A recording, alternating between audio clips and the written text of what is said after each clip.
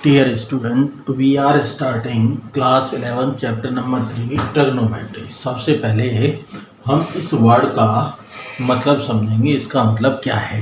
Trigonometry is form from two words. एक word तो इसमें है ट्राइगोन और प्लस मैट्री, दो वर्डों से ये वर्ड बना है ट्रिग्नोमेट्री। ट्राइगन मीन्स ट्राइंगल और मैट्री मीन्स मीजरमेंट। मैट्री का मतलब क्या है? मीजरमेंट।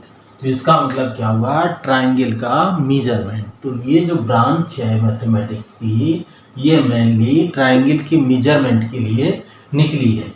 लेकिन इसका अब जो यूज होता है साइंस की विभिन्न शाखाओं में इसका यूज करते हैं। मेनली जो है स्टार्टिंग में नेविगेशन में इसका यूज किया गया था। अब सीस्मोलॉजी है, बहुत सी ऐसी ब्रांचेज हैं साइंस की जहाँ इसका यूज किया जाता है। अब तो साइंस की सारी ब्रांचों में इसका यूज होता है। तो ट्राइगन प्लस मैट्री, ट्राइंगल का मेजरमेंट। अब ट्राइंगल जो होता है उसमें टोटल 6 कंपोनेंट होते हैं। This is the triangle ABC। तो ये जो है ये इसके एंगल कहलाते हैं A, B एंड C। ये कैपिटल लेटर से लिख देते हैं। एंगल A की साइड स्मॉल, ये A साइड कहलाती है। एंगल B की साइड B कहलाती है और C की साइड C कहलाती है। ये स्मॉल लेटर से डिनोट करते हैं। ये तो होते हैं इसके एंगल्स और ये क्या होती हैं? साइड्स। एंगल्स को हम कैपिटल लेटर से और साइड को स्मॉल लेटर से डिनोट करते हैं। अब एंगल जो होता है, बात आती है एंगल की। एंगल क्या होता है? माना कोई रे है ये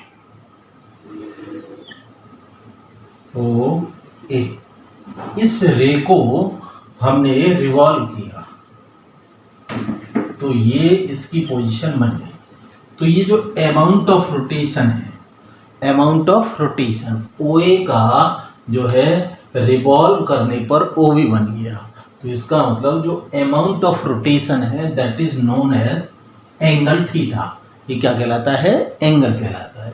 तो amount of rotation of this row along O, okay, तो ये क्या कहलाता है? OB पर आ गई पोजीशन उसकी।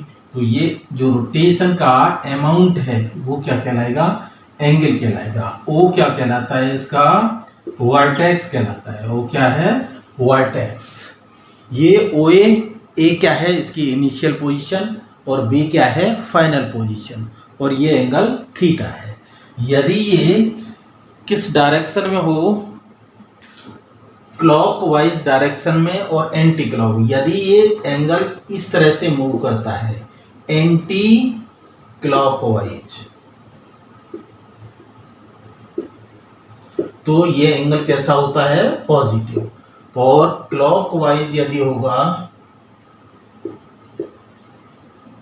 तो एंगल होगा नेगेटिव। तो एंगल दो तरह से होंगे। यदि मेजरमेंट क्लॉकवाइज लेंगे तो वो एंगल पॉजिटिव कहलाएगा।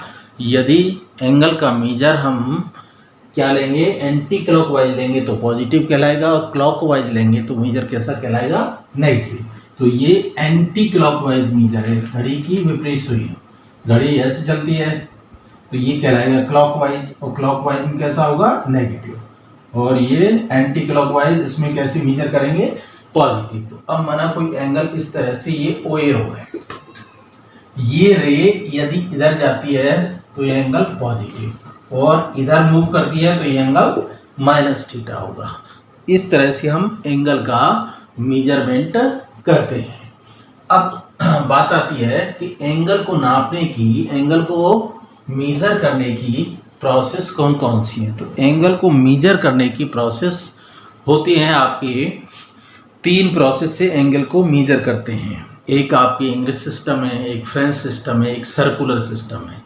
तो सबसे पहले जो आता है वो आता है इंग्लिश सिस्टम। इंग्लिश सिस्टम में कोई भी एंगल जो मेजर किया जाता है वो डिग्री में मेजर किया जाता है। जैसे ये राइट एंगल है,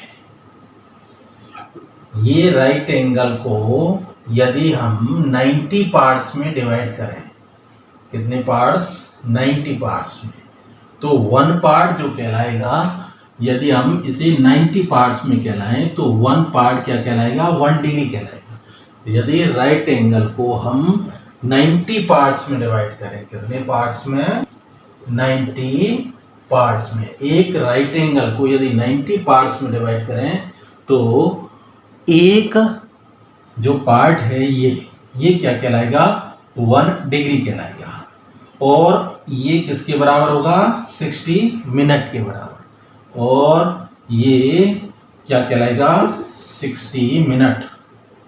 ये क्या, ये काय का निशान है, मिनट्स का, ये इसे लिख दो 60 मिनट्स। ये 60 मिनट्स का होगा क्या, ये सही। और 1 मिनट होगी 60 सेकेंड, ये होंगे 60 सेकेंड्स। तो 1 degree is equal to 60 minute और 1 minute is equal to 60 second. तो यदि राइट एंगल को हम कितने पार्ट्स में डिवाइड करें, ये इंग्लिश सिस्टम कहलाता है। इसके अंतर्गत क्या होता है, एक एंगल को 90 पार्ट्स में डिवाइड करते हैं और इस तरह से हमें जो मिलता है वो 1 डिग्री मिलता है। इसे इस तरह से भी कह सकते हैं, माना कोई ये इस तरह से यहाँ एंगल बना, यहाँ पर, तो इस एंगल के 1/360th पार्ट को, यहाँ जो एंगल बनेगा उसके 1/360th पार्ट को, इसका 1/360th पार्ट क्या कहलाएगा, 1 डिग्री कहलाएगा। जो एंगल बनेगा सेंटर पर उसका 1/360वां हिस्सा, मतलब 360वां जो हिस्सा होगा वो क्या कहलाएगा, 1 डिग्री कहलाएगा। तो या तो ऐसे समझो या ऐसे समझो, ये क्या कहलाएगा, आपका इंग्लिश सिस्टम कहलाएगा। दूसरा आता है फ्रेंच सिस्टम। फ्रेंच सिस्टम में क्या है, फ्रेंच सिस्टम में यदि हम राइट एंगल के 100 पार्ट करें, कितने पार्ट करें यहाँ, 100, ये 100 पार्ट कहलाएंगे। कितने पार्ट होंगे इसमें, 100। यहाँ पर 1 पार्ट क्या कहलाएगा, 1 ग्रेड कहलाएगा। क्या कहलाएगा, 1 ग्रेड कहलाएगा। यदि हम किसी सिस्टम में क्या करें, 100 पार्ट करें तो वो क्या कहलाएगा, हमारा 1 ग्रेड कहलाएगा।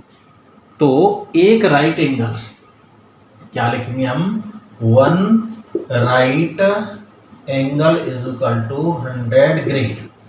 1 grade is equal to 100 minutes. तो हम 1 ग्रेड को क्या लिखेंगे, 100 मिनट्स, और 1 minutes is equal to 100 second. ये जो प्रोसेस चलेगी क्या है, ये 1 right angle 100 grade, 1 grade 100 minute और 1 minute is equal to 100 second. ये तो यहाँ चलेगी इस सिस्टम में, फ्रेंच सिस्टम में। और यहाँ पर जो सिस्टम होगा वो कहलाएगा आपका इंग्लिश सिस्टम। इसमें क्या होगा, 1 right angle is equal to 90 degree. ये किसके बराबर है, 90 degree. 1 degree 60 minute, 1 minute 60 second. तो मिनट को ऐसे लिखेंगे 1 लाइन से और यहाँ सेकंड को 2 लाइन। तो ये 2 सिस्टम इस तरह से इंग्लिश सिस्टम और फ्रेंच सिस्टम हो गए। तीसरा जो सिस्टम आता है वो कहलाता है आपका circular system. That is very important system. This is known as circular system. Circular system में हम एंगल को रेडियन में मेजर करते हैं। वो कैसे, कि यदि बना आपका ये एंगल है OAB, तो यदि ये जो आपका ये आर्क लेंथ है ये रेडियस के बराबर हो, ये क्या है, रेडियस, और ये क्या है, आर्क लेंथ। यदि ये लेंथ, आर्क लेंथ रेडियस के बराबर है तो ये एंगल कहलाता है 1 रेडियन। 1 रेडियन की डेफिनेशन क्या है, कि यदि आर्क लेंथ भी r रेडियस का है और ये रेडियस भी r है तो ये क्या कहलाएगा, हमारा 1 रेडियन कहलाएगा। तो what is the definition of radian. यदि हम इस तरह से देखें कि आर्क लेंथ और रेडियस हमारी इक्वल हो जाए तो वो क्या कहलाएगा, 1 रेडियन कहलाएगा। रेडियन को हम इस तरह से डिफाइन कर सकते हैं। अब देखिए इसमें एक रिलेशन लेते हैं।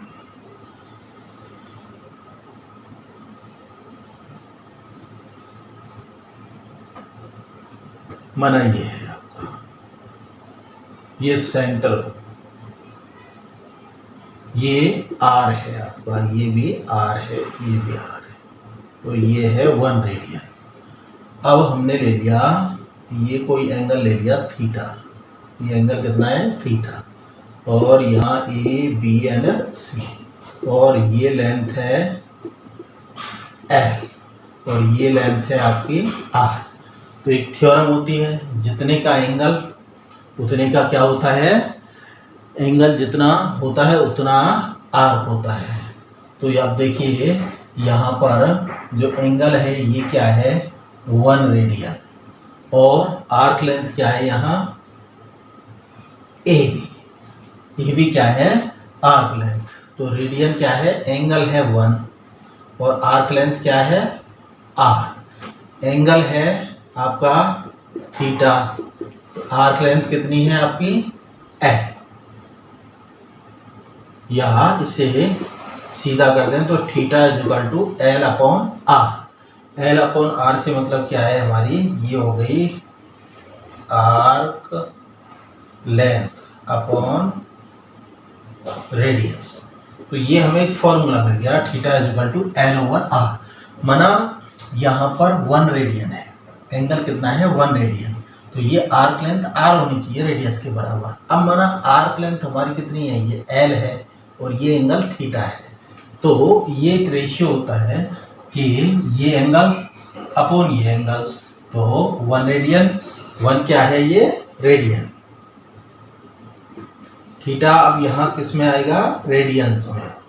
ज़रूरी है जब भी ये फॉर्मूला लगेगा तो थीटा किस में होगा रेडियंस में।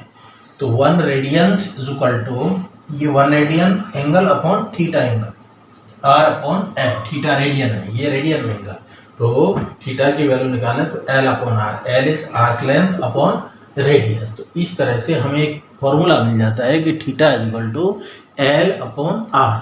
यहाँ पर ये चीज़ याद रखनी है हमको कि थीटा जो होगा वो रेडियंस में ही हम यूज करेंगे। इस तरह से अब आगे इसी पर हम देखते हैं कि यदि यहाँ पर ये पूरा कंप्लीट आर्क ले लें हम, तो 1 रेडियन अपॉन पूरा हमने थीटा ले लिया, पूरा एंगल कितना ले लिया, ये कंप्लीट एंगल मैंने माना थीटा मान लिया, ये कंप्लीट एंगल। थीटा से मेरा मतलब है 360 डिग्री मान लेते हैं इसे, 360 डिग्री। R that is R upon L, L क्या हो गया पूरा कंप्लीट ही हो गया, तो इसका मतलब 2 पाई आर। तो अब ये आर से आर कैंसिल, तो 2 pi radian is equal to 360 degree. तो इसका मतलब क्या आ गया, pi radian is equal to 180 degree. This is the very important relation for conversion of degree and radian. So pi radian is equal to 180 degree. 180 degree. Now we conclude pi radians is equal to 180 degree. Pi radians is equal to 180 degree. अब हमें 1 radian की value निकालनी हो, 1 radian is equal to 180 degree upon pi. तो इसकी value हम यदि निकालेंगे तो 180 डिग्री और यहाँ 22 अपॉन 7 इसकी वैल्यू रख दी हमने, पाई की वैल्यू रख दी 22 अपॉन 7। तो ये क्या होगा 180 डिग्री इंटू 7 अपॉन 22, 2 से मल्टी डिवाइड किया 90 11, तो 63 डिग्री अपॉन 11। ये चीज़ आ गई क्या 1 रेडियन। अब 11 से यदि हम डिवाइड करें इसे तो क्या होगा, 11 से यदि डिवाइड करें कंप्लीटली तो 5 टाइम जाएगा। 11 से डिवाइड किया हमने 630, 555, अब बचे आपके 80, तो 7 टाइम 77 3। इसका मतलब क्या हुआ, करीब 57 तो डिग्री बन गए और आपके बच गए अब 3 डिग्री। अब 3 डिग्री में इसका डिवीजन नहीं जाता है, तो हमने क्या किया, इसमें इसके मिनट्स बना दिए, तो 180 मिनट्स बन गए। कितने मिनट्स बन गए, जो रिमेनिंग 3 डिग्री थी उसके हमने मिनट्स बना लिए, तो कितने बन गए मिनट्स आपके, 180 मिनट्स। अब 180 में यदि हम 11 से डिवाइड करेंगे, 11 बन जाए 11, 7, 11 6 जा 66, यहाँ 4 बच गया, तो इसका मतलब कंप्लीट 16 मिनट हो गए। अब हमारे पास में ये 4 मिनट बचे रिमेनिंग, 4 मिनट। अब इन 4 मिनट को हमने सेकंड में कन्वर्ट करके 4 मिनट को किसमें, सेकंड में कन्वर्ट किया, तो ये 240 सेकंड बनते हैं। अब 240 सेकंड को यदि हम डिवाइड करें किससे, 240 सेकंड को, 240 सेकंड बने, कितने बचे थे हमारे पास में, 4 मिनट।